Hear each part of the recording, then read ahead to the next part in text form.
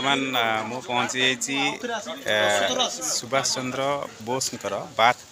place रे बर्तमान आप देखिपे स्टाच्यू सुंदर होती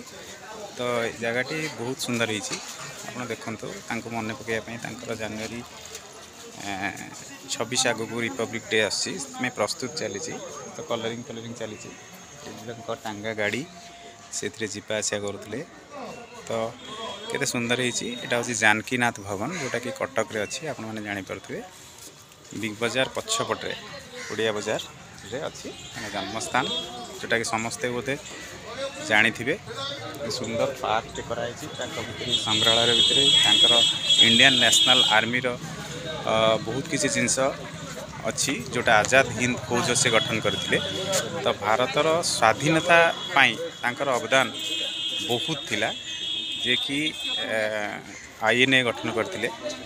सी झांसी राणी गोटे रेजिमेंट स्वतंत्र से करते इंडियन नेशनल आर्मी एते बड़ फ्रीडम फाइटर सी एक्चुअली हीरो ऑफ इंडिया भारतर हीरो थिले आपण मैंने देखते केते सुंदर भी जगह बहुत सुंदर बहुत शांति परिचय परिवेशटा बहुत शांति लगे